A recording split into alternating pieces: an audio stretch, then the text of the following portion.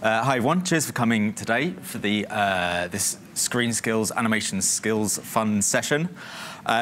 We wanted to host this session today to really discuss the use of the ScreenSkills Animation Skills Fund, which is run by the Animation Skills Council, which decides how the money's spent, and most importantly, all of the money that the Animation Skills Fund has consists of money that has been contributed through production, through animation production that utilises the tax break. That Abby, who's from ScreenSkills, what's your official job title? My official part is very long. Animation Production Liaison Executive, essentially a partnership manager of sorts. So Abigail kind of administers and runs the fund and council, so the most important person in this conversation today. So my name's Tom Box. I'm co-founder of Blue Zoo, but I'm also a chair of the Animation Skills Council that decides how the fund is spent. So today we wanted to discuss ways we can use it, and Abby's going to give a bit of context into what the fund's done to date. And then we really wanted to get a mixture of people to have a kind of an informal discussion about how we can improve and best utilise that fund for everyone's sake, as we're an industry that's hugely spread around the UK, made of big studios and small studios, and we want to be as inclusive as possible. And that's why we really wanted to get together today to hear everyone's thoughts, and especially from Manimation's perspective, which is more about the kind of the business side of animation. We wanted to really give it that slant today. So I wanted to kick off with a few introductions. If I pass the microphone down to Ken, you can introduce. Hi, I'm Ken Anderson. I'm the owner of Red Kite Animation in Edinburgh in Scotland, and been involved in the council for a very long time. I'm Kath Shackleton from Fettle Animation, just over near Huddersfield. I'm Georgina Hercombe. I'm the Managing Director at Love Love Films, based in Bournemouth. I'm also a board member of Animated Women UK. I'm John Turner. I'm co-owner of Kilogram. We're very new to ScreenSkills. We just started using it this year. Hi, Chris Randall from Second Home Studios in Birmingham. Hi, I'm another Chris Bowden from McKinnon & Saunders, based here in Manchester. Hi, Olu Alamoru, Nutmeg Animations, based here in Manchester. Thanks. Hello, I'm Katie Lander, and I'm Head of Learning and Development for Brown Bag Films, the 2D studio here in Manchester. Hi, I'm Asa Mofshevitz. I'm the Managing Director of Keyframe. We're a CGI studio based in London. Thanks, everyone.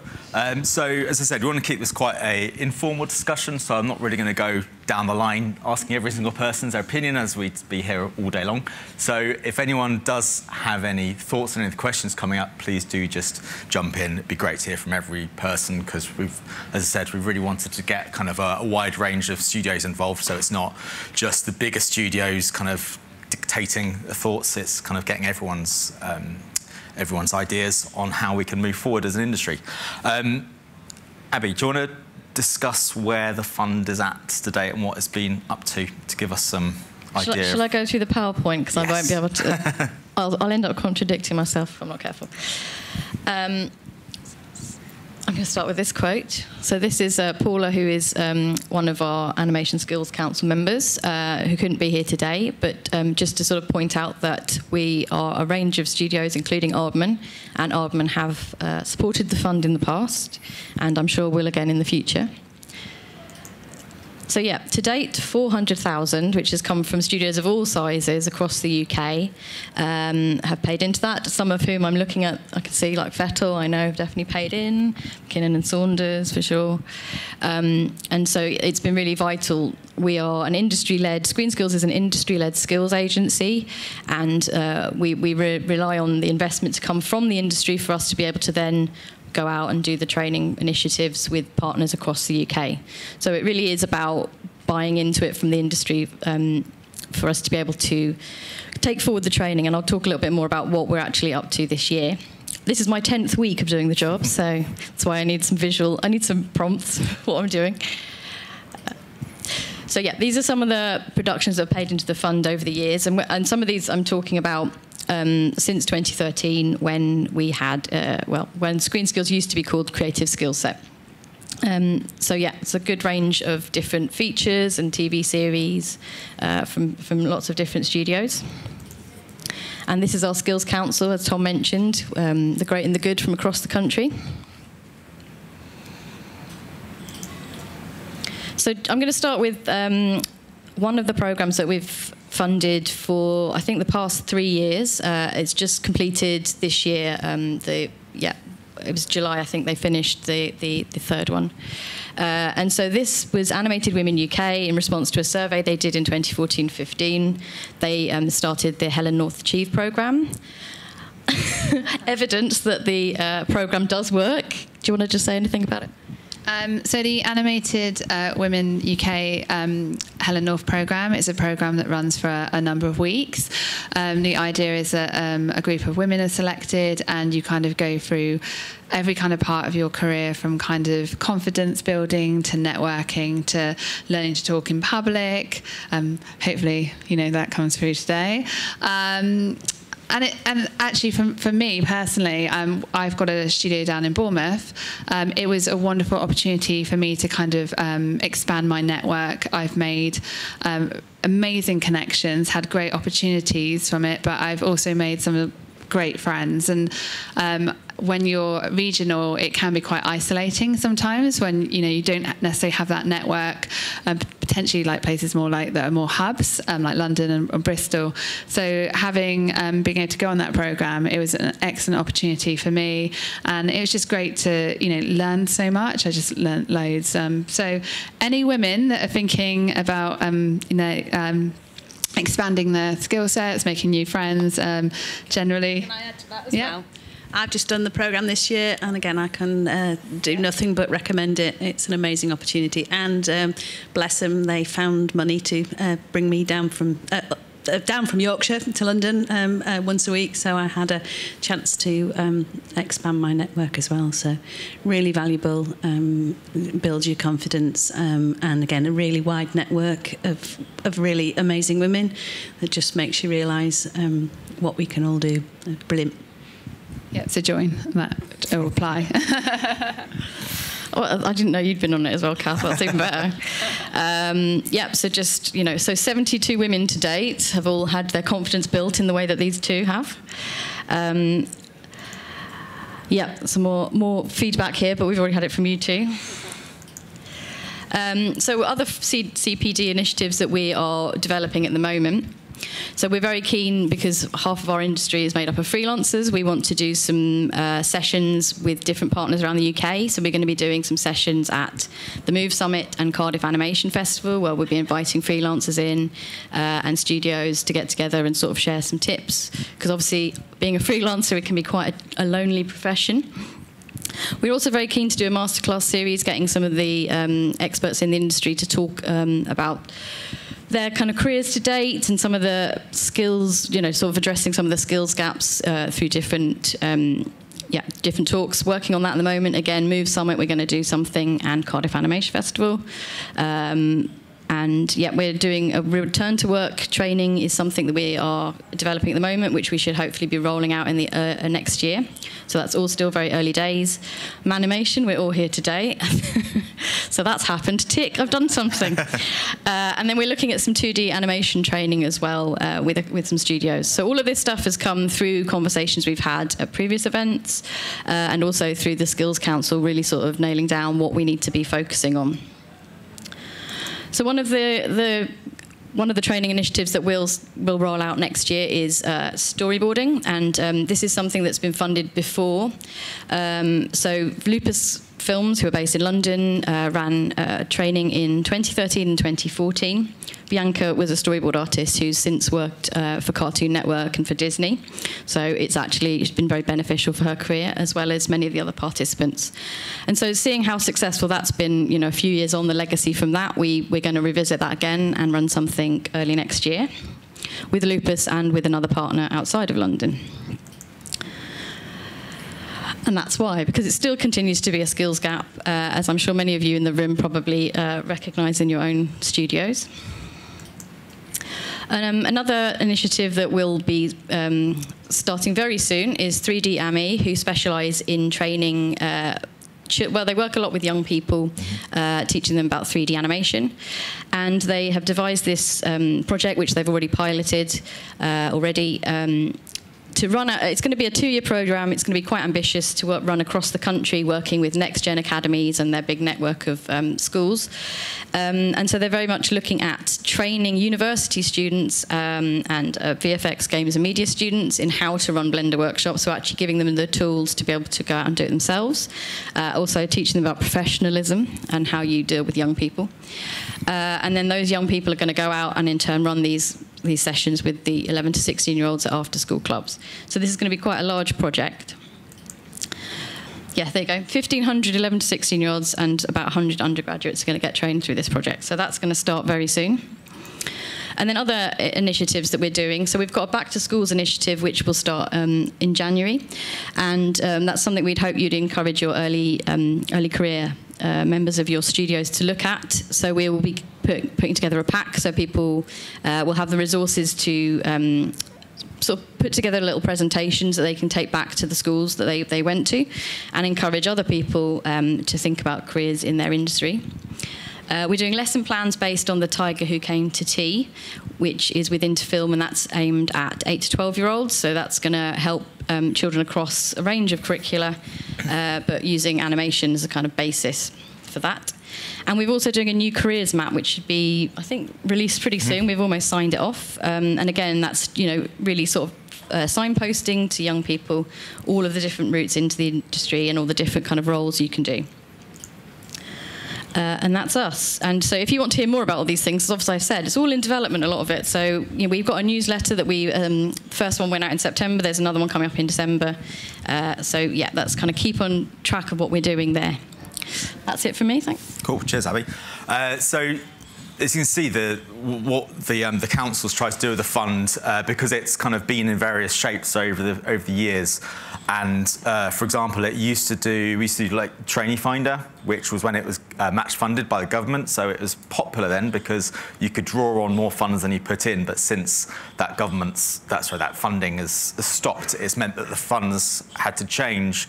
And so what it's trying to do is trying to do things that studios alone can't do, because otherwise the studios can just do those on their own, and then it makes it quite superfluous contributing into a fund when they can have control of it themselves. So what the fund, all those initiatives trying to do is to do things that studios cannot do on their own, and we can actually be more effective by working together. And today we really want to discuss ways we can do that cover all of the animation disciplines and all of the career stages. As you can see, we're doing stuff from schools outreach all the way to kind of more advanced CPD. So I thought it'd be good to start this discussion today talking about business skills, because we're at Manimation, but equally because these discussions always tend to focus on more artistic skills and more of kind of production and management. And it's quite rare that we actually kind of really focus on more the business side of animation in terms of career development, which, when you consider how many small animation studios there are, there's a lot more to be done there, and we can help grow the domestic animation industry by helping everyone. So I guess the first question is, from a business point of view, is anyone around anyone from the group have any thoughts on what they could have done with, as a lot of people here run studios, so does anyone have any thoughts on things they've struggled with when running a studio that they've felt that some training in that thing could have helped them kind of get to where they want to be quicker as an animation studio? Does anyone fancy taking that question? I think the financial stuff is one of the things that you learn on your feet quite quickly, but I wish I'd have learnt it a bit quicker.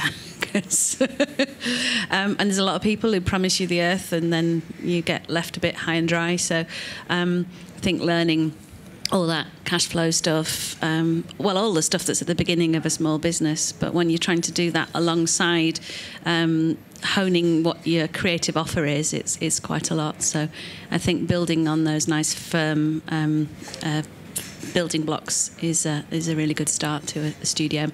And then, you know, mapping different paths as to how different studios grow, I think would also be very helpful. I think it's sometimes you don't know what the right questions to ask or where things are. So with ScreenSkills, we didn't know it existed until our studio manager started looking around and someone said, oh yeah, it's there. And there are other things with finance where you'll do jobs, you get paid, that's it. But then someone might say, oh no, there's actually residual money that you can make because you did that job, which is lovely because it's extra money coming in and keeping you ticking over. So it's things like that where you've got a representative. I suppose it's like, you know, with music seems to have it covered where you've got the repeat fees. And I know it's not as simple, but we did a job a couple of years ago where I didn't realise, and then it still kind of pays for itself through designs and things like that, and different markets being opened up. If that's anything. Yeah, I think in terms of business skills, that I think we're a medium-sized studio. We're averaging around 50 people or less, but I think it applies to a lot of the smaller studios as well. Stuff that would have been really helpful, I think, as I was coming up.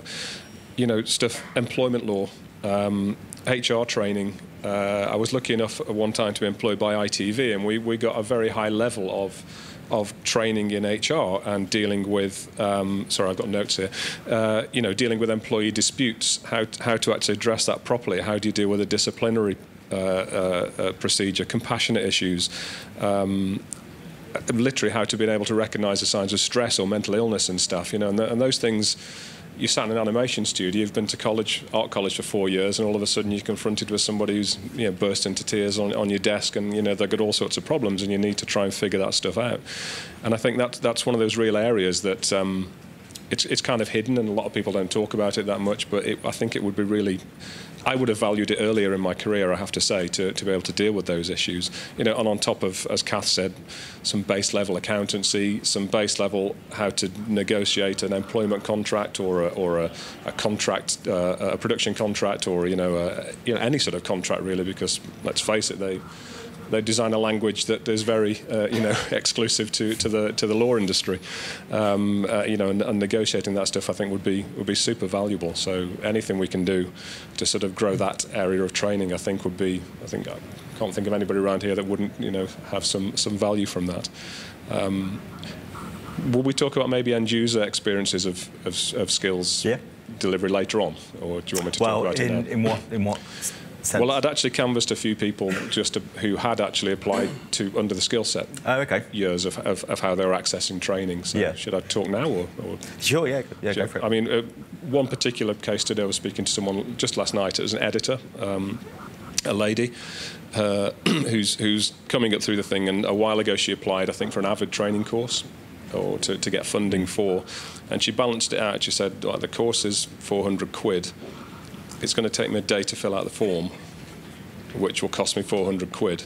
So she didn't do it. She bought the textbook and she learnt it on her own. And I think we sometimes need to be a little bit aware of how much red tape is involved in accessing some of this, some of the training. Maybe it's relaxed now. I must admit I've not had direct contact for a little while. I do have a personal experience that we applied for some cell action training funds quite a while ago. And it was brilliant, and we trained up 15 animators, and you know they were employed for a couple of years up here. Wonderful. It was a 50-50 fund back in those days, and I think we accessed about £20,000 worth of funds, which was terrific. And thank you so much. When we accounted at the end of the job for how much it cost us to apply for that funding, it was 20 grand. Really? In time and what our company actually put into to access that funding. So we effectively paid for our own training in time. Which I think that's one of the things trying to address is how can we get that balance right? Yeah. And I'm sure things are, but I think anything that can be done to reduce that, you know, the access to the training, I think would be really valuable. Sorry, I've gabbled on long enough there. No, it's all valid stuff to hear. I guess on the business side of it, has anyone done any training that's really helped their businesses move forward that we could look at kind of building on or replicating? Asa? Yeah, so earlier this year I attended a course, it's called 10,000 Small Medium Businesses by Goldman Sachs. Okay. And I've been told, try to apply it. I thought, Goldman Sachs animation, that's not going to work. And I went on the course, and one of the realizations is, my background is more artistic, and then you realize that you're actually running a business. And I couldn't find this information anywhere except going to a course like this. And most of the people, I was the only creative in 72 businesses. Mm-hmm. But my trajectory was much higher than any of them. Right, and this is something that, is probably on, a much higher level, needs to be addressed, because the problem I had is that my growth mentors, they assign you a very high senior accountant from Goldman Sachs to look at your stuff. He didn't understand my business, and I was challenging every time I met him. And at the end of the course, he said, I trained 3,000 businesses, and I thought every business is the same business. Now I'm going to say every business is the same business except animation. So I think there is a lack of knowledge outside and inside of what it actually needs to be done. Yeah. So on that, that's information that needs to be done. Ken? To that point, exactly.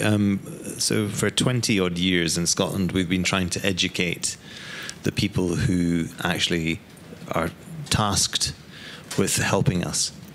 So, within the Scottish Executive, for example, or Scottish Enterprise, or Scottish Development International, trying to explain to them what we do and how complex it is, and that it's international. And that our business models are not the same as other businesses, and we're an incredibly diverse sector. And I think that's the challenge, that when we talk about animation businesses, there are so many different types of animation business. I mean, I think if we all sat here and talked about what we actually do and where our business model sits, we'd have multiples of business models. And nobody teaches you those when you're at art college. I was fortunate. I went to business school, and I've got a background in banking. So, I had an advantage there, but I didn't have a clue about anything else, so I had to learn the other stuff.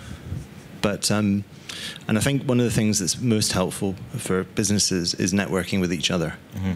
And that's what we're trying to do in Scotland, as you know. And I think that's what we need to try and encourage. Is there any platforms you know of that can really facilitate more of that that communication between like-minded businesses in the animation industry that can be kind of geographically inclusive rather than just hubs talking to themselves? Do you know, is there anything, or is that something that we could look at kind of helping to set up? I think that events like this, we should be looking to try and actually not shy away from the fact that we are businesses. Yeah. And the success of the UK industry will be founded upon the leadership within it. And what's fantastically encouraging is that we're starting to see women coming through in leadership positions, owning businesses. And I really encourage that. And to have diversity across all spectrum. So I think it's up to us, actually, to do that. In our areas, in our regions, rather, and nations, and also then for us as a group, as a group of companies to start networking together effectively. Sure.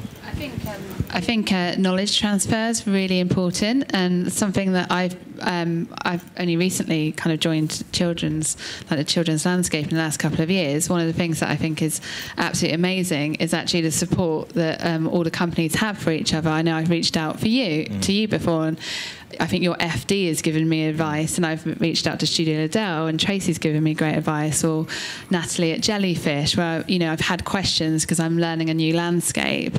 And I wonder if there's some kind of like site or something where there's a knowledge transfer kind of, because when you're running a studio, especially in children's landscape especially, it's like, it's a bit of a minefield, isn't it? Yeah. It can be. So I think some kind of platform where people can knowledge exchange, and it doesn't just have to be for studios, maybe for, every people to put out and mentor, or, kind of have that kind of facility would be really good.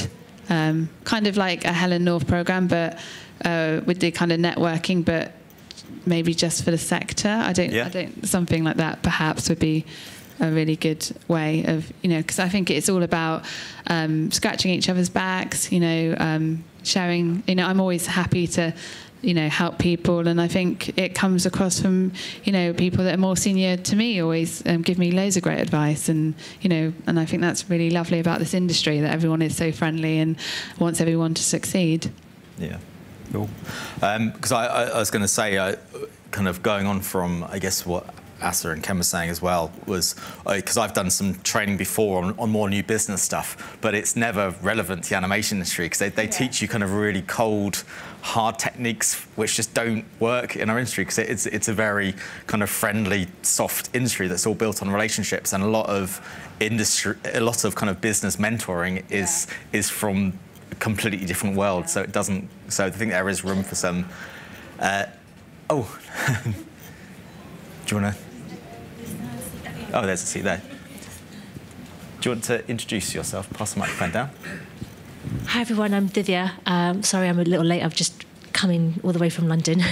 I work for Disney Channel's EMEA as a supervisor in the animation team. Welcome. Cool. So we've just been talking about business skills, but now we wanted to move on to talk about big studios versus small studios, because in these conversations, it can be more of the bigger studios can sometimes dominate more of discussion. And I really wanted to get people's thoughts on, do the big studios and small studios share the same issues when it comes to training? Or do you think there's a need for more of a different style training help for smaller studios? Does anyone have any experience? Hopefully everyone's worked in a mixture of both. Okay, so I am the only L&D professional sitting on the panel because I work for a large studio. So the Brown Bag obviously invested in learning and development, which isn't something necessarily that smaller studios can do. And in fact, there's also larger studios who don't do the same. But as a result, what we've seen is a massive impact on our retention. The Manchester studio is only 5 years old. So, and in fact, just over a year ago, they doubled their staff size from 60 to, well, actually it was 140. And it was at that point that they decided to get me in, only for a couple of days, but actually to support not just business skills for the SMT, but also to support workplace behaviour skills for those people in junior roles. Certainly, from Brown Bag's perspective, there is, because we had to do such a mass recruitment, there was a lot of entry-level staff that we brought on who came straight from university and were coming straight into the studio with people they'd also been to university with. So they thought they were still at university, which has challenges of its own. So just basic workplace behaviour stuff was stuff that we put in place, like managing acceptable behaviour, understanding the things you can and can't say at work and how you can behave, because although it is a creative industry, it is still work and there has to be respect and harmony across the studio. As well as that, obviously, I facilitate all of the creative training within the business, but I don't actually deliver any of that. And we also put in place a programme of management and leadership training, because we have over 11 different departments along our pipeline. So we put in 12 different management and leadership workshops, which range from unconscious bias all the way through to managing performance, managing professional development, so that leads, supervisors and the managers in each stage of the pipeline actually understand and take accountability for the growth of the people working within the studio. So that's kind of from a large studio's background. That's kind of where we're coming from. So obviously we support the creative, and I think just from conversations that I've had with the staff who work with me at various levels, is that the difficulty that they've had previously is that all of their development with smaller studios and other studios has concentrated on the creative and the technical skills, and actually they've been left sort of floating about a bit when it comes to actually how should I really behave in this kind of a situation. It's kind of going back to someone weeping at the desk because they can't deal with a schedule, you know, and it does happen, and actually potentially looking at doing something like that for the whole of the industry rather than just large studios doing it in a siloed effect would I think be beneficial. Yeah, definitely. I think it's often overlooked, something that in our studio we didn't do for years, that kind of the L&D, and no small studios have an HR department, so it's something that can get brushed aside, which, you know, isn't good. So I think there's kind of different things. Is there any specific area there you think is hugely underrepresented that could, any initiatives or training that could, is one more important, or do they all need to be covered? Behaviour. Okay. Now I sound like a school teacher, but yeah, just behaviour. We work in an industry which is largely introverted, so people come into the studio, they stick their headphones on, they're looking at a screen, they don't actually talk to each other, so communication is a massive issue, is just understanding how to communicate with someone, how to negotiate, how to collaborate. Basic skills around, and these are real soft skills, they're not hard skills, but actually they're things that are missing. And, you know, we come across problems where actually we rely heavily, or our people rely heavily on instant messaging. And you can hide behind an instant message. You can say whatever you like if you're typing it. Wouldn't dare say that to somebody's face, and actually that could be somebody that you sit right next to. Or can be misinterpreted as well. Yeah, 100%. Yeah, so we deliver a lot of training around that, but I know that we've got people at various levels who've had decades of experience sometimes, who are still behaving in those ways because nobody's ever really given them the opportunity to understand how to communicate in a sensitive but professional manner in a studio, and it does affect productivity 100%. I think things like unconscious bias training as well, because that's about you don't know what you don't know kind of thing. So everyone's like, well, why do I need that? It's like, well, you don't know. That's the whole point of it. So it's stuff like that is things that I think could be very valuable to all studios. Yeah, especially when you're looking at creatives. You know, when you've got let's use an example where you've got a supervisor, perhaps there's a juicy project that they want to hand out to one of the team members, but actually there's one particular member of the team who performs brilliantly every time, and because they perform brilliantly, they automatically hand that new project onto that person, and that person's usually a mirror of themselves. That's kind of the way it usually works. And then you've got 3 or 4 other members of the team who are desperate to be given the chance to, but actually because of the unconscious bias and because of the pressures of that manager, they're not actually giving other members of the team the opportunity to demonstrate what they're really capable of. And then it causes all kinds of low morale and backbiting and all of this kind of stuff. So yeah, there are things that can be done. And actually, when you look at a small studio, you could be looking at a studio with just 10 people in, but actually if there's 10 people in a studio and the MD's giving all the work to one person, you've got 8 other people who potentially are feeling dissatisfied and overlooked. Yeah. So, yeah. Cool. Anyone else along here? We're a really small team. We're just four of us permanent staff, and we bring in freelancers that operate as generalists, whether it's stop motion, 2D or CG, and there's also a lot of remote work as well. And coming back to your point on soft skills, we sort of tend to bring people in on the basis that we can actually feel we can work with them and solve problems with them, rather than it being, do they know a particular piece of software? So we'll always try and look at people in terms of how good they are at thinking on their feet, and it doesn't really matter to us too much if they can drive a particular software too hard. If they're happy and willing to work creatively around problem solving, that seems to be the kind of culture that we operate on, and it's done well for us so far. We don't have the production continuity of like series work yet. We'd like to have, you know, a steady influx of people where people can kind of step from one rank to the other. So it really varies from one job to the next, and who can dovetail with a particular. So you kind of need those generalist skills a lot more than the more kind of focused skill sets. Yeah, that's right. We don't have anything demarked into departments as yet. I had a conversation with Bournemouth University a few weeks ago, and they were saying every time we ask generalist skills versus more focused skills, we get a different answer. And saying that's because every studio has different needs. There's not a single answer to should people focus or be generalists. And I think when the reanimation industry does consist of so many small companies, you don't want to have a standard fit for everyone. So I think, and that's part of the thing, I think, with the small studios, making sure that that message is heard, that the industry does need those kind of generalists as well. Yeah, absolutely. Cool. Does anyone else have any comments on that before we move on? We got some help from, well, it was Skillset at the time. We got access to the training fund, and what was brilliant was it was completely flexible. We could say exactly what we wanted. So we tailored a programme of trips to other studios. We were mentored by Studio Liddell, which was really helpful. We went down to see studios in London who were doing what we were doing, but at a slightly where we'd like to be rather than where we were then. It was incredibly helpful.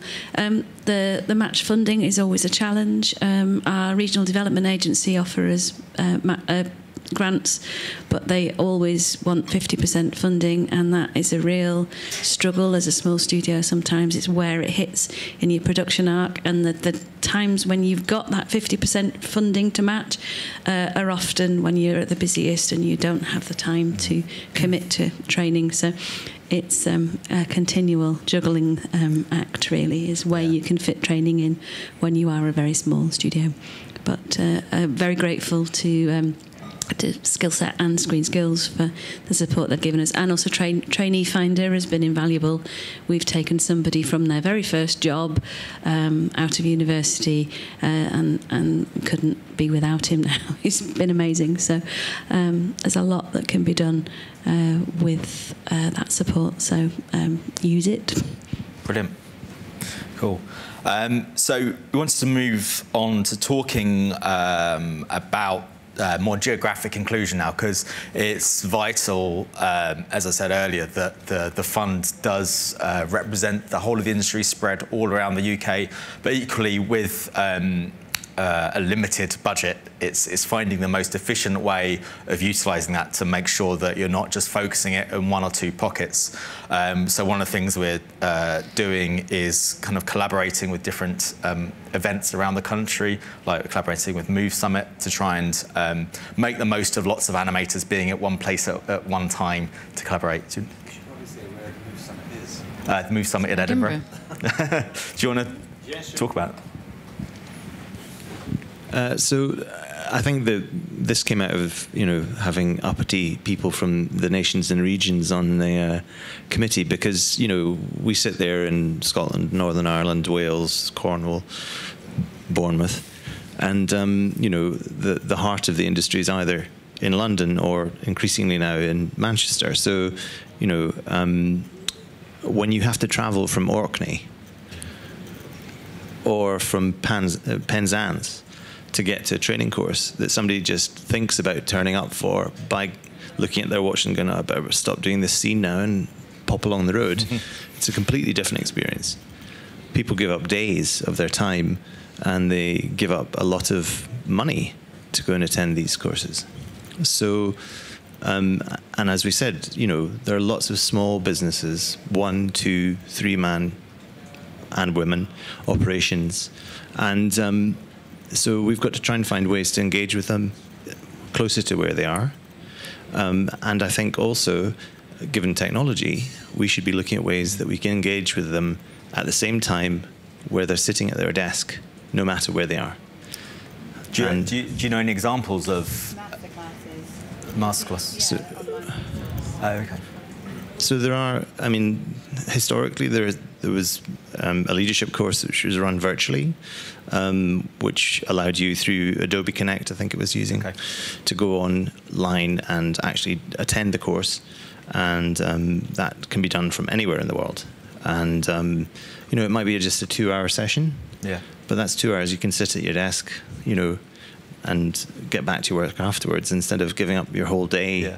Was that effective? Because obviously it's not quite the same as being in the same room, but I guess we all do virtual conference calls and things now. So I think those increasingly that's how people are being trained. Yeah. And multinationals are using them. So, for example, BP has, and I speak because my wife is a executive trainer and coach, and works with all these organizations and is a specialist in virtual training. And so she's working with BP, for example, and they are running courses. They had a cadre of 150 people who were doing face-to-face work with all their clients, and they're flying all over the world. They've got rid of all of them and retained 3 people, and they do virtual training now. And so virtual training is increasingly, and will be increasingly, the way that we do business training, I think. Yeah. And I think the thing that struck me most about this was the fact that why are we any different to any other industry? Why are we not being given the opportunities and skills to learn and be as professional as we possibly can be? You know, the main thing holding us back is that we are small businesses. You know, that we don't have the resources, the time to engage as effectively. And so there's a great deal of weight on our shoulders, especially when you think that producers and people running businesses have to know about accounts, contracts, you know, managing people, all the complexities of businesses. So if the fund could help with the match funding side of it, which to help smaller studios at the same time doing something virtually, then there could be a good formula there. Absolutely, and they'd be saving money because they wouldn't actually have to go out of their workplace and lose money by being away from their workplace. Cool. Georgina, did you want to contribute to that? I mean, yeah, again, being from Bournemouth, that, you know, if I'm going to any training in London or if I'm going to training in Bristol, it's basically a full day for me. I know when I was doing the Helen North, which is, again, amazing, but I was leaving at kind of 2 o'clock and then getting back at, you know, well, it finished at 9, so getting back at maybe like 12 o'clock on the last train, and then so it's like, you know, it's a really quite long day.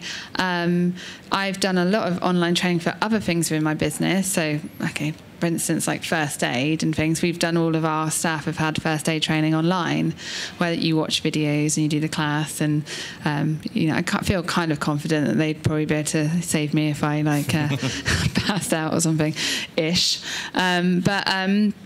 Yeah, I mean, I think there is definitely ways that we can look at like online content, and you know, we all do filming and animation, so we should be able to kind of set that up properly.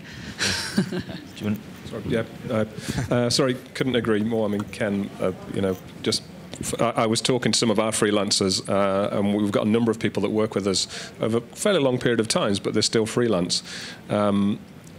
And they're hugely valuable to us, and we just need to tweak them. You know, they may need to learn another part of the Adobe suite, or they may need, you know, whatever it happens to be. If we're moving into rapid prototyping a lot now, so we need to, you know, acquire that sort of skill.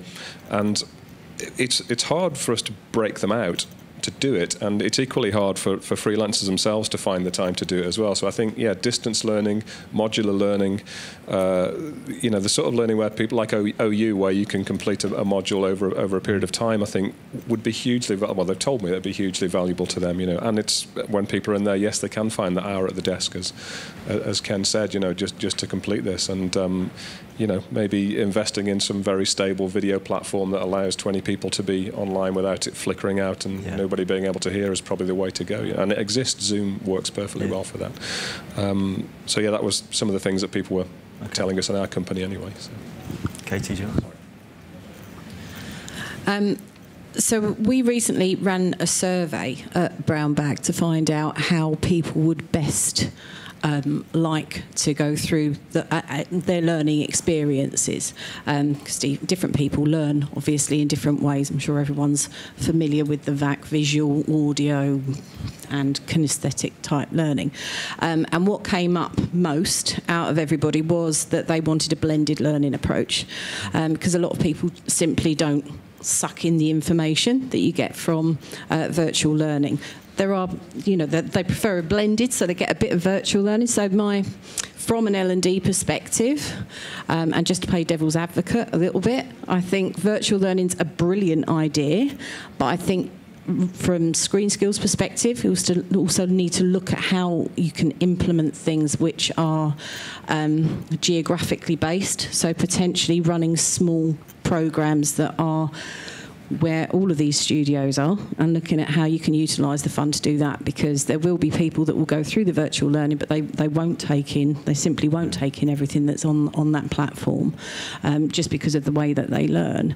I think it's also important to remember that with the new apprenticeship standards coming through as well, now we're based in Manchester, and we don't currently have a training provider in Manchester who could deliver any of the new animation standards.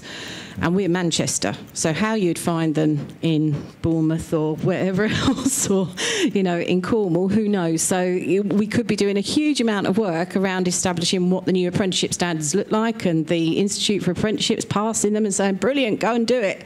But actually, if there are no training providers who can go out and deliver that training, then it's all for nothing. So there needs to be some kind of emphasis really on how are we going to get over those barriers. Virtual learning will fix some of it, but it's not going to fix everything. Yeah, I totally agree. I think especially with apprenticeships, you need something online, otherwise it's just not inclusive at all. Can I utterly endorse what's been said, both sides, about virtual and real learning, but can we use some of the existing networks and support some of the people who've been running these animation events for free? Motion North here in Manchester, an amazing forum, long-standing. The guy runs it out of love mostly, I think, but can they be supported in terms of running some training events? If there is virtual learning around, can there be some brokered events? And I'm sure there are other forums around the country that can be tapped into, where there's an existing group of freelancers who are already coming along, who are already engaged, who are talking to each other, who can embark on training together. And also, can we use some of the universities that we have? They've got lots of computers, lots of spaces. Can we have training courses run through there? And I'm also involved, Kate O'Connor invited me to be part of the Connected Campus, which is an initiative in Yorkshire that's linking together universities and the independent production community, and there's some great plans afoot for some more intelligent joined up working there, which I think could benefit us all. Cool, thank you, Kath. The final question I had was really talking about freelancers, because 50% of the animation industry is made up of freelancers, and it's always quite hard. I think traditionally when the Skills Fund has been more studio focused, allowing studios to draw on funds to send people on courses, that can exclude freelancers. So I really want to hear if anyone had any thoughts on how the industry can work together to provide more kind of CPD and skills development for freelancers, or if anyone's noticed what skills gaps there are in the freelancer base, or if anyone's been struggling to find freelancers. Thank you. In terms of freelancers, because our studio is very small, and we've got hopefully the big idea in terms of Nutmeg and imagining Lucy Bronze was playing for Phil Neville in the England men's setup.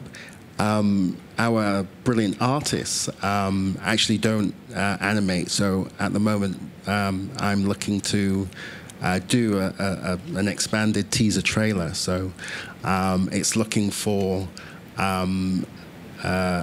animators. I connected with a terrific student at the university. This is on another project, but when I was just kind of thinking, okay, this is a sort of black female character, and is there a young black animator out there here in Manchester or even London? And I didn't come up with anyone, but just through my own kind of network, in terms of trying to find someone. So if I could maybe go to somewhere like the fund or the skills fund and see someone's work, and then say more way of finding them. Yeah. Okay. They might be able to come in and see if they could do the project. Yeah, cool. I'm just going to say there is a community section on the ScreenSkills website. It might be a bit buried, but there is a section where people do actually list, so because you have to sign up to join ScreenSkills, so people do. So you might be able to find someone there who's an animator.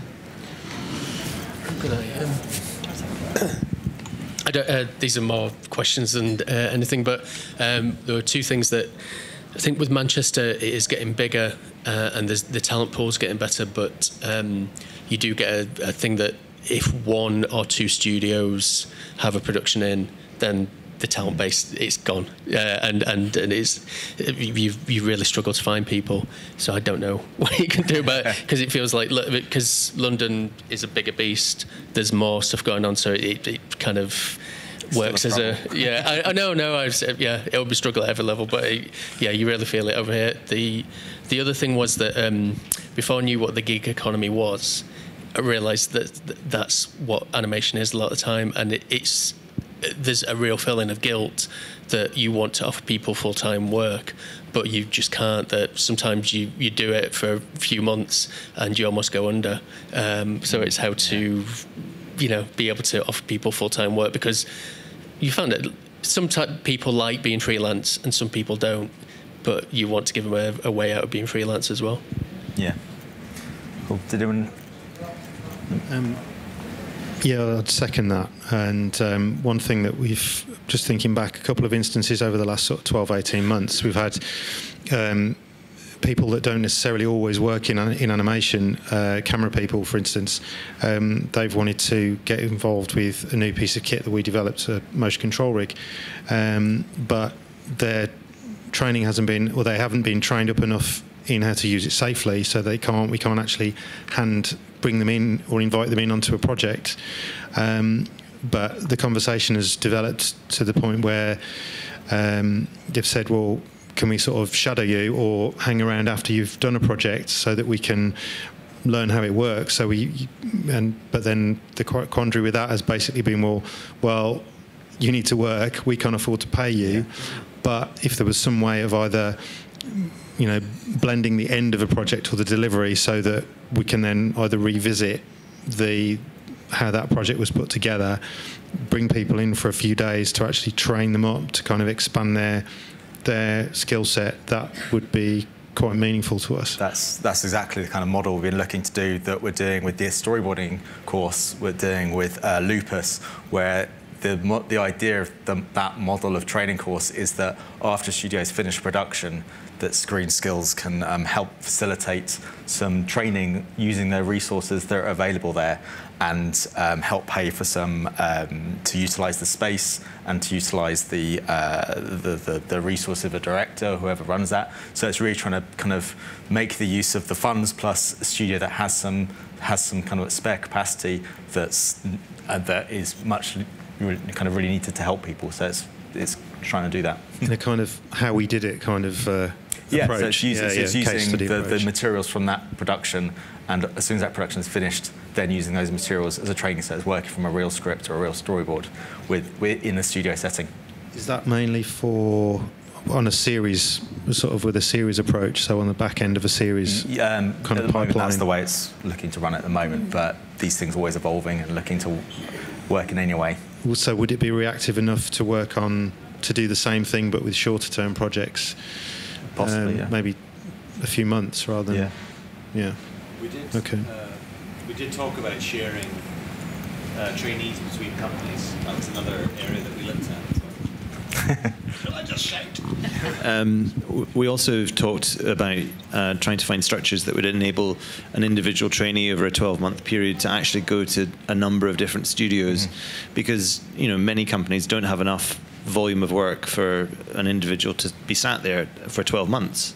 They might have a 3-month job or a 6-month job, and to find a way that we can facilitate between ourselves as studios opportunities for people, so that I think in London it's much more straightforward, because you kind of pick up the phone and say, I've got this really talented so-and-so, they're going to be free on Sunday. We finished this job, but you mentioned that you need people for the, so we phone each other up and say, we've got we need something or someone. So we do that on an informal basis, and maybe we need to be thinking of another way that we can work together. I mean, it's easy to say that. It's actually a lot more complex to my mind anyway, to set something up. But that's maybe the way that we can help facilitate for people to move around more fluidly if they've got funding available to train them. So, cool. I think we've got time for one last comment. Just on the back of that. I don't know if anyone's worked in construction here. Very, very different, obviously, to animation. But the construction industry works in a very similar way, what you were saying with trainee share. So they have in place central agencies who look after their contractors. And effectively, it's kind of like a temp agency, and the agency employs those people on a permanent basis, and as contracts, or in our cases productions, come in, they are then swapped from out of one and into another, and that's across all of the construction businesses and sites, etc., that they've got running across the country. So it ends up being a repository of these people. They're still on full-time permanent contracts, which means that they get all of the benefits of being a full-time permanent contract member of staff, and yet they also get the benefit of being a freelancer. So they can go out and they can work for different businesses. They say yes or they say no as to which contract they go out to, but they still have the umbrella of being protected by a single employer. So obviously construction's a lot bigger than what we are, but certainly it's not completely outside of something that we could look at doing. Cool. Thank you. Looking at the time, I think we're just about out of time. So I wanted to... Can I say something, actually? Oh, yeah, go on. I should have mentioned all this talk about sort of different training initiatives. ScreenSkills does actually offer bursaries as well, though getting quick because it's running out of money. It's so popular. So across all the screen industry. So if you go on the ScreenSkills website and look under opportunities, you'll find the bursaries, and it gives the whole kind of list.